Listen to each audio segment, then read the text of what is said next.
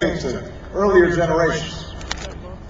I met one of those women in Greenwood, South Carolina. It was back early when we were way back in the polls.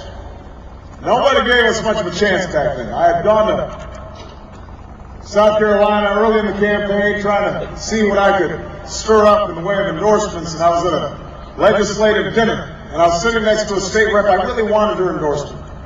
So I turned to her and said, "I really want your endorsement." And she looked at me and she said, "I'll tell you what, Obama, I will give you my endorsement if you come to my hometown of Greenwood, South Carolina."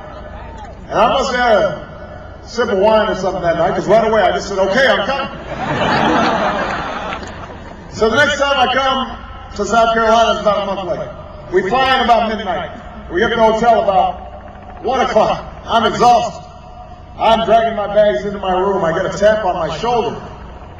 And I look back as one of my staff people says, "Senator, we need to be out of the hotel by 6 a.m. And I say, "Why is that?" He says, "Because we've got to go to Greenwood like you promised." So the next morning, I wake up and I feel terrible. I think I'm coming down with a cold. My back is sore. I feel worse than when I went to bed. I open up the curtains in the hotel room just to hopefully get some sunlight in. Wake me up, but it's pouring down rain. I go outside my room, get the New York Times, open it up. There's a bad story about me in the New York Times. I go downstairs after I pack, and my umbrella blows open, and I get soaked. So by the time I'm in the car, I'm mad, I'm wet, and I'm sleeping. And so we drive, and we drive, and we drive. Turns out that Greenwood is about an hour and a half from everywhere else.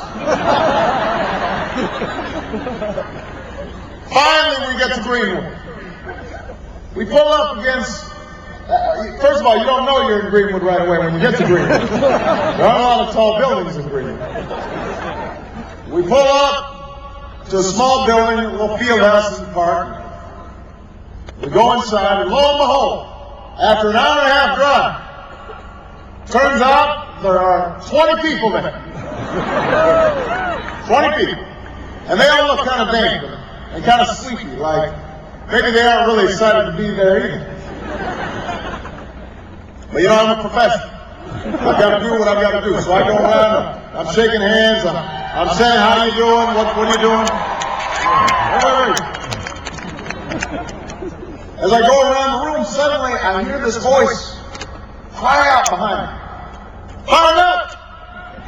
And I'm shocked. I jump up. I don't know what's going on. But everybody else acts like this is normal. They say, "Fire up!" And I hear this voice saying, "Ready to go!" And the other 20 people in the room, they act like this happens all the time. They say, "Ready to go."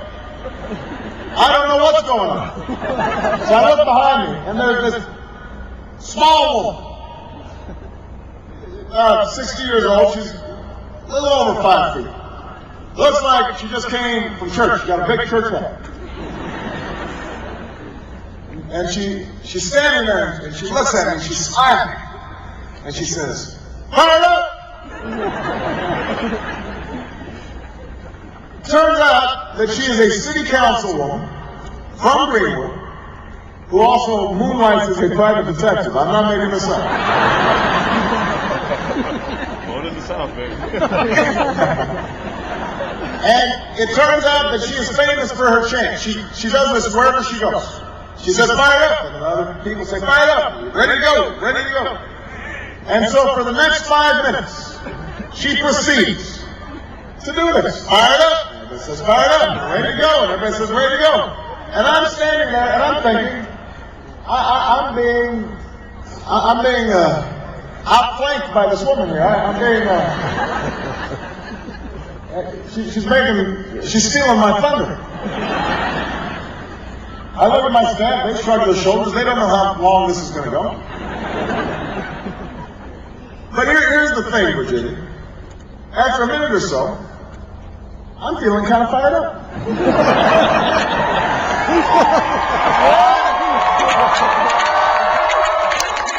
I'm feeling like I'm ready to go.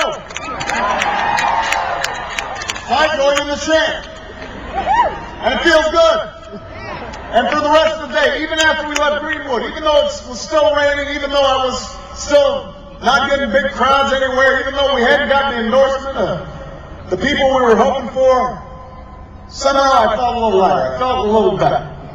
I'd see my staff. I'd say, "Are you fired up?" They'd say, "We're fired up, boss. Are you ready to go?" I'd say, "I'm ready to go." Here's my point, Virginia. That's how this thing started. It shows you what one voice can do. One voice can change a room. And if the voice can change a room, it can change a city. And if it can change a city, it can change a state. And if it can change a state, it can change a nation. And if it can change a nation, it can change the world. Virginia, your voice can change the world tomorrow.